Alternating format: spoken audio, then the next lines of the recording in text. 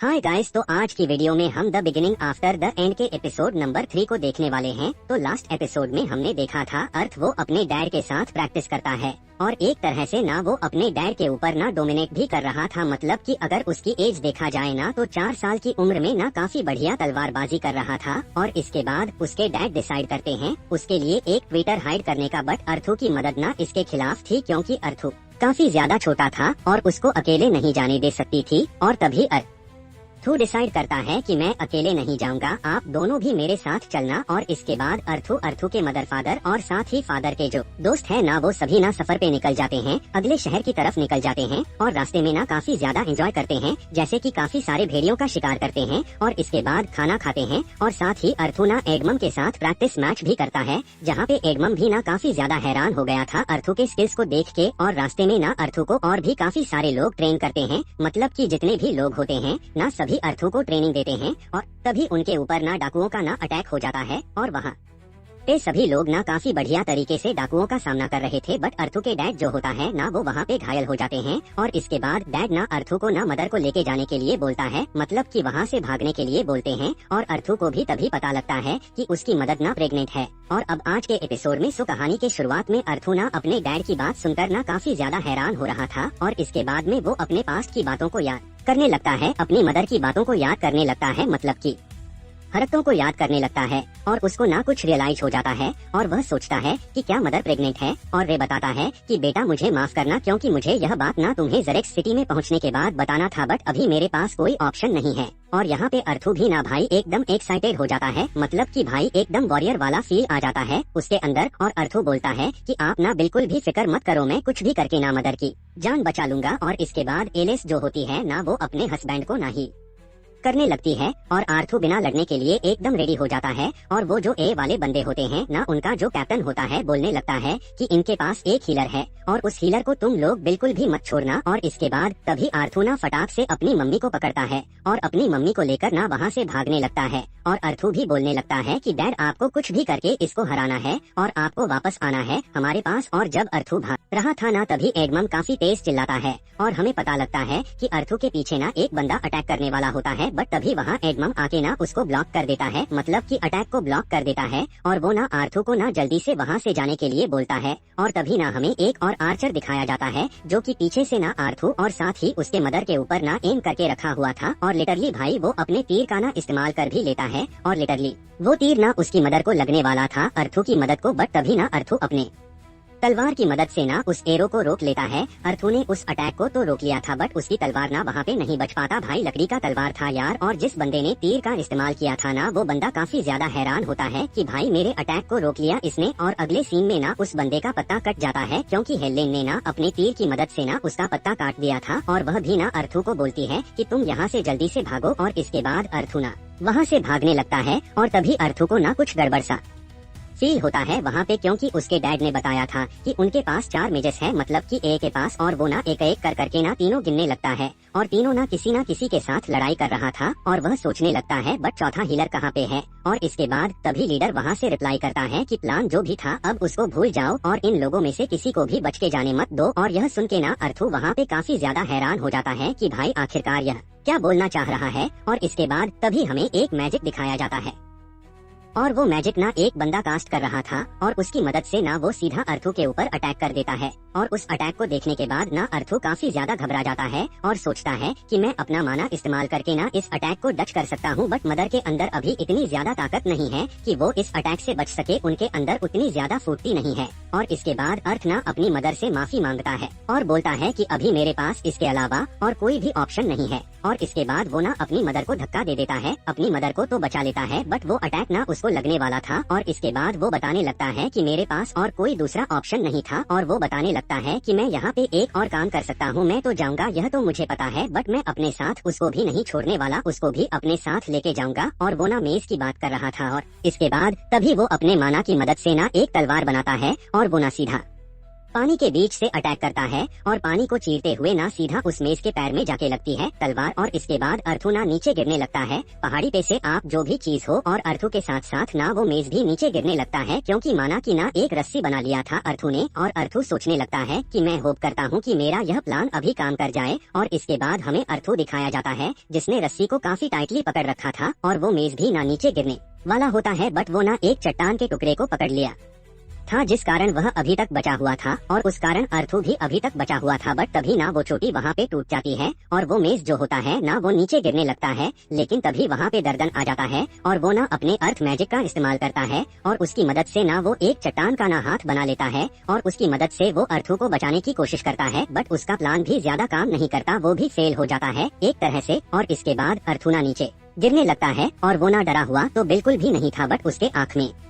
आंसू थे और वह सोच रहा होता है कि मैं होप करता हूँ कि अभी सब लोग एकदम ठीक हो। और वो बोलता है कि मैं ना हमेशा से ना एक बड़ा भाई बनना चाहता था, और इस टाइम पे वो काफी ज्यादा इमोशनल हो गया था, मतलब कि अब वो काफी ज्यादा रोने लगता है और अभी मेरे साथ यह क्या होने वाला है। और इसके बाद हमें किंग ग्रे का सीन दिखाया जाता है और वो ना एक जगह पे बैठा हुआ था और इसके बाद वो ना चारों तरफ घूमने लगता है, मतलब कि वहाँ से जाने लगता है, और जो भी लोग उसे वहाँ पे देख रहे थे ना सभी लोग काफी ज्यादा हैरान हो रहे थे किंग ग्रे को देखने के बाद। और इसके बाद वो एक कमरे में जाते हैं जहाँ पे ना एक ओल्ड मैन बैठे होते हैं और वो बूढ़े आदमी बिना किंग ग्रे का वहाँ पर नाम लेते हैं, बट वो ना ज्यादा कुछ ध्यान नहीं देता और वो ना वहाँ की कुछ पिक्चर्स को देखता है और पिक्चर्स देखने के बाद वहाँ से चला जाता है। और इसके बाद हमें बताया जाता है कि द काउंसिल जो कि इस कंट्री को ना कवर करके रखता था और साथ ही पॉलिटिक्स और इकोनॉमिक को भी ना एक तरह से मैनेज करके रखता था, बट हमारी जैसे दुनिया जहाँ पे काफी ज्यादा प्रॉब्लम्स थे और कठिनाई बात तो यह थी कि वहाँ के बर्थ रेट जो थे ना वह भी काफी ज्यादा कम होने लगे और यहाँ के रिसोर्सेज भी ना एक तरह से खत्म होने लगे थे। इस कारण काफी बड़ी प्रॉब्लम वहाँ पे आने लगी धीरे धीरे। और इसके बाद तभी वहाँ पे एक बंदा ना बोलने लगता है कि किंग ग्रे आप यहाँ पे आए मुझे काफी ज्यादा अच्छा लगा, बट मुझे यह समझ में नहीं आ रहा कि आखिरकार आप यहाँ पे आए क्यों हो, आपका मकसद क्या है यहाँ पे आने का। और किंग ग्रे ना वो सारी बातें ना काफी गौर से सुन रहा था और इसके बाद वो ना अपना मेडल ना वहीं पे उतार के रख देता है और इसके बाद वो जाते टाइम बोलता है कि मैं ना मार्लोन वापस जा रहा हूँ। और यह सुन के ना वह बंदा वहाँ पे काफी ज्यादा हैरान हो जाता है और किंग ग्रे को ना वहाँ पे रुकने के लिए बोलता है। और इसके बाद किंग ग्रे भी वहाँ पे बताने लगता है कि मुझे ना सब कुछ पाना था, मतलब कि मैंने अपने फेम और बाकी चीजों के पीछे ना इतना ज्यादा हाथ धो के पीछे पड़ गया कि मुझे अंत में जाके वो सब कुछ मिल तो गया, बट अभी मैं काफी ज्यादा अकेला हूँ, मेरे पास कुछ भी नहीं है और मेरे पास खुश होने का कोई रीजन भी नहीं है। और अभी ना मैं अपना सब कुछ दे सकता हूँ, मैं अपना सब कुछ दे सकता हूँ उस जगह पे जाने के लिए जहाँ पे मुझे सब कुछ मिल सके, मेरी खुशी मिल सके। और इसके बाद ना उसके हमें एक खुशी का झलक दिखाया जाता है जहाँ पे सभी लोग एक साथ बैठ के ना एंजॉय कर रहे थे। और इसके बाद ना हमें प्रेजेंट का सीन दिखाया जाता है जहाँ पे बंदा ना एक जगह पे गिरा हुआ था और अर्थू और उसको यकीन नहीं हो रहा था कि भाई मैं इतने ज्यादा हाइट से गिरा लेकिन उसके बाद भी मैं जिंदा हूँ, और उसको समझ में नहीं आता कि आखिरकार यह कैसे हो रहा है। और उसके अगल बगल में ना एक खाने की पोटली भी गिरी हुई थी और तभी वो बगल में ना एक बुढ़े को देखता है और वो भी ना वहाँ पे गिरा होता है और उस बुढ़े का ना एकदम अंजर पंजर काफी ज्यादा ढीला हो रखा था, मतलब कि मैं क्या बताऊं भाई, मैं शायद वो इमेज भी आपको ना दिखा सकूं या मुझे नहीं पता कि मैंने वो इमेज दिखाया या फिर नहीं दिखाया। और लिटरली जब अर्थू ना उस ओल्ड मैन को देखता है तो वहाँ पे उसका इतना ज्यादा हालत खराब हो जाता है ना कि वो वहीं पे वोमिटिंग कर देता है और इसके बाद वो वहाँ पे लेट जाता है और लेटे लेटे ना वो वहीं पे सो जाता है या फिर बेहोश हो जाता है, आप कुछ भी मान सकते हो। बट तभी उसके फेस पे ना एक पत्ता आके गिरता है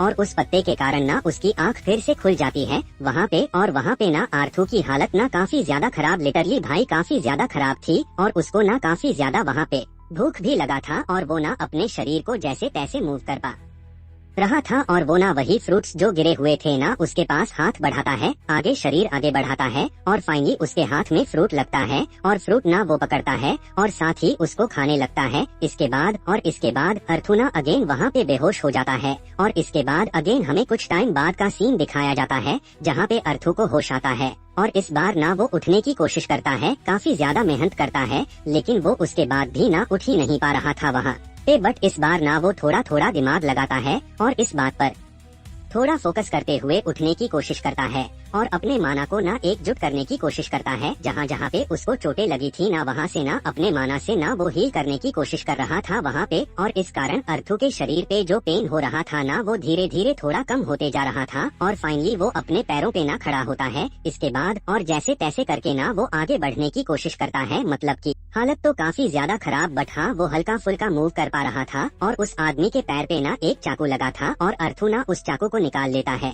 और इसके बाद ना वो पहाड़ के ऊपर देखने लगता है और वो हाइट ना लिटरली काफी ज्यादा थी और अर्थू वहाँ पे काफी हैरान होते हुए सोचता है कि आखिरकार मैं इतने ऊंचाई से गिरा हूँ लेकिन उसके बाद भी मैं जिंदा कैसे हूँ। उसको यही चीजें समझ में नहीं आ रही थी और इसके बाद अर्थू को समझ में नहीं आ रहा था कि आखिरकार उसको कहाँ पे जाना चाहिए। बट तभी ना अचानक से वहाँ पे आवाज़ें आने लगती है। अच्छा तो तुम फाइनली जाग चुके हो। और अर्थू को वो आवाज सुनाई देती है और अचानक से तो ये आवाज सुनने के बाद ना अर्थू वहाँ पे काफी ज्यादा डर जाता है। मतलब कि लिटरली भाई वो कपक पास आ जाता है थोड़ा सा वहाँ पे और अर्थू वो भी काफी ज्यादा डरते हुए उस बॉडी की तरफ देखने लगता है और धीरे धीरे उस बॉडी के पास जाके ना उसको टच करने की कोशिश करता है, मतलब कि लकड़ी की मदद से। और तभी आवाज आता है कि तुम्हें फिक्र करने की जरूरत नहीं है, यह बॉडी बिल्कुल भी उठने वाला नहीं है और तुम्हें इससे डरने की तो बिल्कुल भी जरूरत नहीं है। और तभी ना अर्थू थोड़ा रिलैक्स हो जाता है, मतलब कि थोड़ा शांत होता है। बट तभी उसको रियलाइज आता है तो फिर आखिरकार यह आवाज कहाँ से आ रही है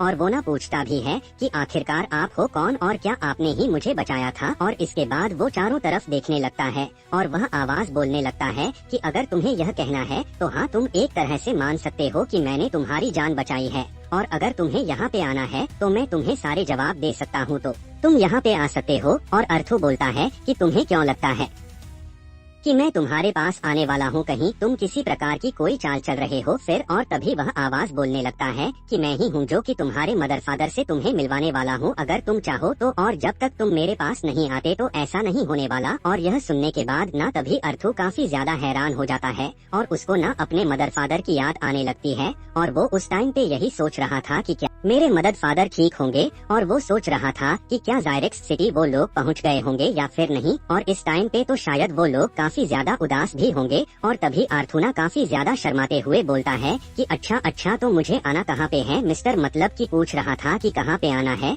और वो आवाज ना बोलने लगता है कि अभी तुमने काफी ज्यादा रुडली बात की। और वो ना अर्थू का नाम भी बताता है और वो बताता है कि तुम ना थोड़ा गलत हो, मतलब कि मैं एक लड़का नहीं बल्कि एक लड़की हूँ, तो तुम थोड़ा मिस्टर हटाना बंद कर दो अपने आगे से। और अभी ना अर्थू काफी ज्यादा हैरान इसलिए हो गया था क्योंकि उस वॉइस को ना अर्थू का नाम भी पता था। और इसके बाद तभी वो आवाज आता है कि अच्छा ठीक है तो फिर मैं तुम्हें दिखाता हूँ कि आखिरकार तुम्हें कहाँ पे आना है। और अचानक से अर्थू वहाँ पे खड़ा था और तभी ना अचानक से उसके सर में ना काफी ज्यादा दर्द होने लगता है और उसकी आँख जो होती है ना वो रेड कलर की ग्लो होने लगती है। इसके बाद अर्थू को ना काफी सारी चीजें दिखाई जाती है।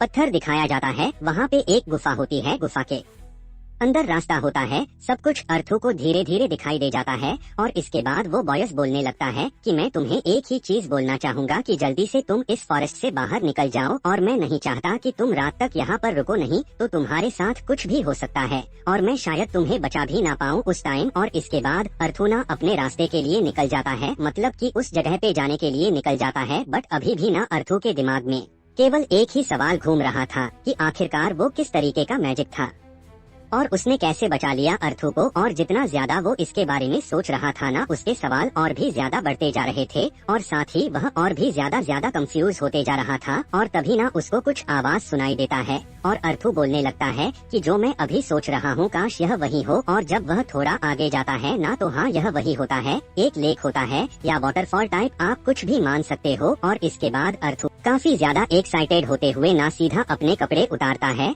और पानी में नहाने के लिए चला जाता है। और वो आवाज फिर बोलने लगता है कि तुम्हें इतना ज्यादा केयर फ्री नहीं रहना चाहिए और तुम्हें कुछ भी हो सकता है। और यह सुनने के बाद ना अर्थ वहाँ पे काफी ज्यादा घबरा जाता है और ना थोड़ा एक जगह पे छिप जाता है। और तभी वो आवाज बोलने लगता है कि तुम्हें ना छुपने की बिल्कुल भी जरूरत नहीं है क्योंकि वहाँ पे देखने लायक सच बताऊं तो कुछ भी नहीं है। और यह सुनने के बाद ना अर्थ वहाँ पे काफी ज्यादा शर्माने लगता है, मतलब कि एक तरह से उसके दिल पे चोट लग जाता है। अभी यहाँ पे क्या बोला गया है वो तो आप लोग समझ ही गए होंगे, हाँ भाई मुझे पता है। और इसके बाद वो ना काफी ज्यादा उदास होकर ना आगे बढ़ने लगता है। बेचारे का दिल टूट गया था यार और रास्ता काफी ज्यादा लंबा था, इस कारण उसको रास्ते में भूख और प्यास भी लगती है। और वह उसको जंगल से मिल जाता है, मतलब कि फ्रूट मिल जाता है जो कि वो खा लेता है, और साथ ही पानी मिल जाता है जो कि वो पी लेता है। और अभी अर्थू को चलते चलते ना एकदम शाम हो गई थी और वो ना एक पहाड़ के पास इसके बाद पहुंच जाता है और वो आवाज फिर बोलने लगता है कि मैं काफी ज्यादा हैरान हुआ कि तुम यहाँ तक आ गए। और अभी ना अर्थू को अपनी मदर की याद आ रही थी, इस कारण वो ना और भी ज्यादा मोटिवेट हो जाता है और भी ज्यादा एक्साइटेड हो जाता है। और इसके बाद तभी ना वहाँ पे एक पेड़ की टहनी होती है और वो ना काफी ज्यादा घबराते हुए उससे हाथ मिलाता है और उसको नाइस टू मीट यू बोलता है। और तभी वह आवाज बोलता है कि तुम्हें ना इसको नाइस टू मीट यू बोलने की जरूरत नहीं है, क्योंकि अगर तुम्हें मुझसे मिलना है तो तुम्हें इस गुफा के अंदर आना होगा। और अभी अर्तुना उस गुफा के अंदर एंटर भी करने लग जाता है और वो ना अंदर जाते टाइम काफी ज्यादा घबरा रहा था, बट उसके दिमाग में ना उसके मदर फादर की इमेजेस आ रहे थे और वह सोच रहा था कि बस मैं कुछ भी करके अपने मदर फादर के पास जाना चाहता हूँ। और इसके बाद वह फाइनली अंदर जाना स्टार्ट कर देता है और वह आवाज भी बोलने लगता है कि तुम्हें गुफा के अंदर थोड़ा अपना पैर संभाल के आना होगा, कहीं तुम्हें कुछ होना जाए। और लिटरली तभी अर्तु का पैर स्लिप हो जाता है और वो ना गुफा के अंदर गिरने लगता है। इसके बाद और वो लिटरली भाई काफी हाइट से नीचे गिरा था, काफी तेजी से नीचे गिरा था और उसके अंदर चोट लग जाता है वहाँ पे, मतलब कि गिर जाता है तो भाई थोड़ा बहुत तो चोट लगेगा, ऑब्वियस सी बात है, क्योंकि बंदा सीधा मुंह के बल गिरा था। और इसके बाद वो मुंह पकड़ के वहाँ पे बैठ जाता है, उसके इतना ज्यादा पेन हो रहा था कि और अर्थू सोच रहा था कि मुझे ना इसके बारे में बता देना चाहिए था, मुझे तो ऐसा लग रहा है कि मैं 2 मंजिल से नीचे गिर गया हूँ और काफी ज्यादा दर्द भी हो रहा है।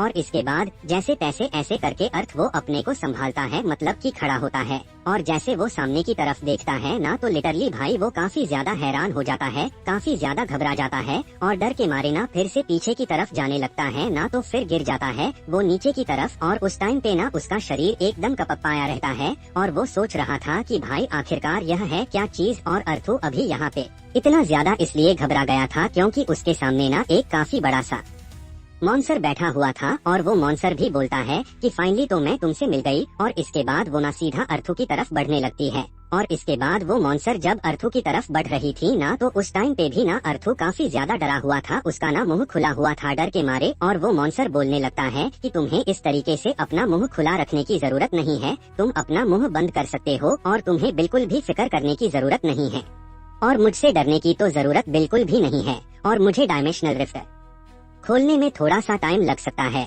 और इस मॉन्स्टर के शरीर पे ना थोड़ा सा कट भी लगा होता है। और वह बोलती है कि तुम्हें फिक्र करने की जरूरत नहीं है, जब तक मैं वह काम करूंगी तब तक तुम यहाँ पे रह सकते हो और खाने की फिक्र तो तुम बिल्कुल भी मत करना, क्योंकि तुम्हारे लिए यहाँ पे काफी सारे फ्रूट्स हैं जो कि तुम्हें खाने में काफी ज्यादा अच्छे लगेंगे। और अभी उस मॉन्स्टर की इतनी प्यारी बातें सुन के ना अर्थू अभी थोड़ा कंट्रोल होता है, मतलब कि थोड़ा डरना बंद करता है और इसके बाद वो धन्यवाद भी करता है उस मॉन्स्टर को। और इसके बाद अर्थू को ना वहाँ पे काफी ज्यादा भूख लगता है और काफी ज्यादा ना फ्रूट्स भी उसको वहाँ पे दिखाई देते हैं। और इसके बाद ना वो वही फ्रूट खाने के लिए जा रहा था और जब वो फ्रूट को पकड़ता है ना तभी उसको ना अपने मदर फादर की काफी ज्यादा याद आ रही थी, मतलब कि उसको उसके साथ टाइम स्पेंड करना था अपने मदर फादर के साथ जो कि उसने बिताया, तो वो उसको सारी पले याद आ रहे थे। और इसके बाद अर्थू सोचता है कि मुझे ना अभी इन सब चीजों के बारे में नहीं सोचना। और इसके बाद तभी अर्थू ना उस मॉन्स्टर की तरफ देखते हुए काफी घबराते हुए बोलता है कि हाँ मुझे पता है कि आप एक लेडी हो, बट आखिरकार मुझे आपको क्या बुलाना है, आपका नाम क्या है।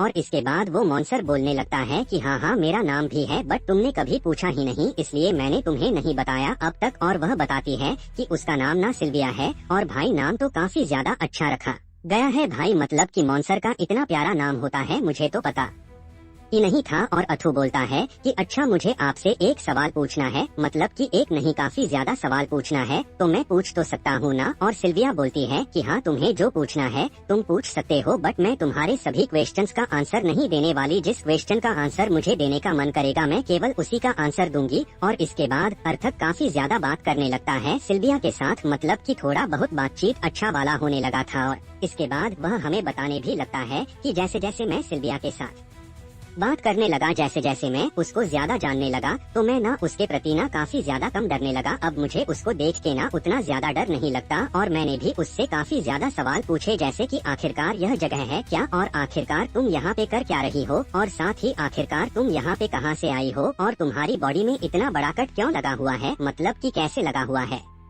सबसे इम्पोर्टेंट काम आखिरकार तुमने मुझे बचाया क्योंकि मैं तो तुम्हें बिल्कुल भी नहीं जानता। और वो मॉन्स्टर बोलने लगता है कि अच्छा तुम्हारे क्वेश्चन तो काफी ज्यादा आसान है। और इसके बाद वो उस जगह के बारे में बताने लगती है और इस जगह के बारे में किसी को भी नहीं पता कि यहाँ पे मैं रहती हूँ और अब तक तुम इकलौते हो जो कि मुझसे मिलने के लिए यहाँ पे आए हो। और इसके बाद तभी अर्थुना अपने नाम का ना शॉर्ट नेम बताता है और बोलता है कि अगर तुम्हें प्रॉब्लम ना हो तो तुम मुझे इस नाम से बुला सकती हो। आर्ट बोलती है।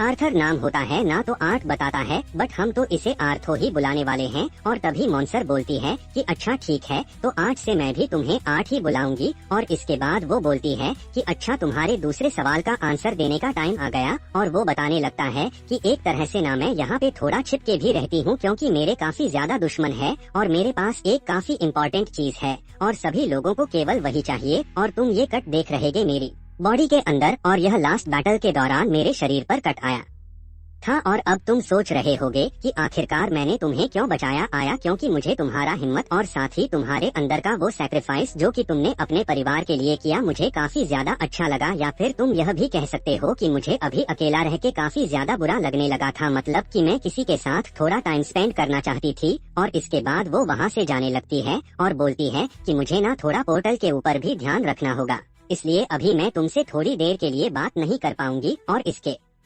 बाद वो बताने लगती है कि अच्छा मैं तुम्हें एक बात तो बताना भूल ही गई, मुझे अभी एकदम एग्जैक्ट नहीं पता कि आखिरकार अभी वो कहाँ पे है, बट मैं तुम्हें इतना बता देती हूँ कि तुम्हारी फैमिली अभी एकदम ठीक है। और जैसे अर्थू को पता लगता है कि उसकी फैमिली अभी एकदम सेफ है, यह सुनने के बाद ना वो काफी ज्यादा वहाँ पे इमोशन होने लगता है। और इमोशन होने के बाद वो वहाँ पे काफी ज्यादा रोने लगता है और बोलता है कि तुम्हारा बहुत बहुत शुक्रिया सिल्विया। और वो ना वहाँ पे काफी ज्यादा खुश हो रहा था। और इसके बाद वो अगेन बताने लगता है कि ऐसे ही टाइम काफी ज्यादा बीतते गया और सच बताऊं तो मैंने सिल्विया के साथ यहाँ पे काफी ज्यादा एंजॉय किया, मुझे यह काफी ज्यादा अच्छी लगने लगी इसके बाद। और मैं ना उसके साथ काफी ज्यादा बातें भी किया करता था और वो भी मुझे अपने बारे में सब कुछ बताने के लिए एकदम रेडी हो जाया करती थी। बट यहाँ पे एक प्रॉब्लम था कि वो हर वक्त पे ना पोर्टल ओपन करते रहती थी और जब वो पोर्टल ओपन नहीं करती थी ना हम तभी एक दूसरे के साथ बात कर पाते थे। बट सिल्विया ने मुझे आज तक कभी भी अपने पर्सनल लाइफ के बारे में बिल्कुल भी नहीं बताया। और इसके बाद ना मुझे उसके बारे में ना धीरे धीरे सब कुछ समझ में आने लगा। और इसके बाद वह ना अपना मेडिटेशन करने लगता है, मतलब कि माना को कंसंट्रेट करने लगता है।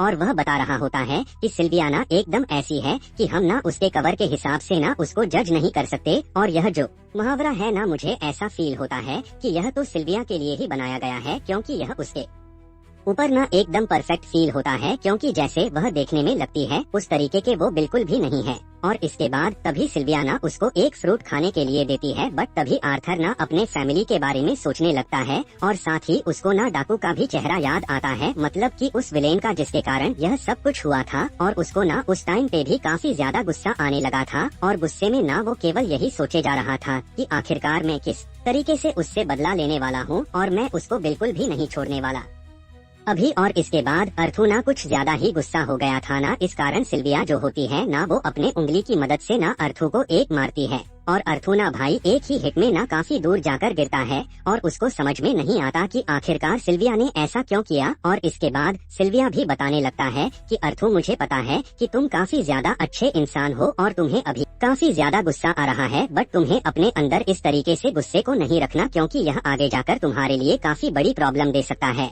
और तुम्हें एक बेकार इंसान बना सकता है। तुम्हें अपनी लाइफ को काफी अच्छे तरीके से जीना है। हाँ मुझे पता है कि उसके बाद तुम्हें काफी ज्यादा कठिनाइयों का सामना करना होगा, बट उन सभी से तुम्हें कुछ ना कुछ सीखने का मौका मिलेगा और तुम्हें सीखना भी चाहिए और अपने आप को ना हमेशा एक स्माइल के साथ आगे बढ़ाना चाहिए। और इसके बाद वो लिटरली अर्थू के सर को चेक करने लगता है कि क्या मैंने तुम्हें ज्यादा तेज तो नहीं मार दिया ना। और अर्थू इसके बाद सोचने लगता है कि भाई आखिरकार यह मेरे साथ क्या ही हो रहा है, एक इतना डरावना सा क्रिएचर जिसको देखने के बाद भाई इंसान डर जाए और काफी ज्यादा कपक पा जाए, वह मुझे इतनी बड़ी बड़ी ज्ञान की बातें दे रहा है जो कि मुझे काफी ज्यादा अच्छा भी लग रहा है एक तरह से। और इसके बाद सिल्विया बोलने लगता है कि अर्थू तुम्हें सुनाई नहीं दे रहा है क्या, और तुम्हें मैं बोल रही हूँ फ्रूट खाने के लिए, और आखिरकार तुम कहाँ पे खो गए, मतलब कि किसके ख्यालों में खो गए। और अर्थू भी ना काफी ज्यादा हंसने लगता है और बोलता है कि मुझे माफ करना बट मुझे थोड़ा अपना मदर फादर की याद आ गई थी। और तभी अर्थू ना उसके कट की तरफ देखते हुए बोलता है कि अभी तुम्हारा कट ना धीरे धीरे और भी ज्यादा बढ़ते जा रहा है और तुम्हें ना इसको ध्यान देना चाहिए। और वो सिल्विया भी बोलने लगता है कि तुम्हें फिक्र करने की जरूरत नहीं है, ये आगे जाके एकदम ठीक हो जाएगा, तो तुम बिल्कुल भी फिक्र मत करो। और इसके बाद सिल्विया बोलने लगती है कि मैंने आज तक नोटिस किया है कि जो बच्चे होते हैं वो लगभग 12-13 साल की उम्र में आने के बाद ही माना को कंट्रोल कर पाते हैं या फिर उस तरीके की टेक्निक को सीख पाते हैं। बट आखिरकार तुमने इतनी जल्दी वो कैसे सीख लिया? और यह सुनने के बाद तो अर्थ वहाँ पे सोचता है कि भाई मेरी तो तारीफ हो रही है। और वो काफी ज्यादा स्टाइल मारते हुए बोलने लगता है कि मेरे पेरेंट्स ने मुझे बताया था कि मैं काफी ज्यादा जीनियस हूँ, यह इकलौता बंदा होगा जो कि अपनी तारीफ न अपने मुंह से कर रहा है। और इसके बाद तभी सिल्विया बोलने लगता है कि अगर ऐसी बात है तो मुझे पता है कि अब तुम वो सीख सकते हो। और अर्थ को समझ में नहीं आता कि सिल्विया ने अभी क्या बोला और वह पूछता भी है कि आखिर मैं क्या सीख सकता हूँ। और इसके बाद सिल्विया ना वहाँ पे करके दिखाती है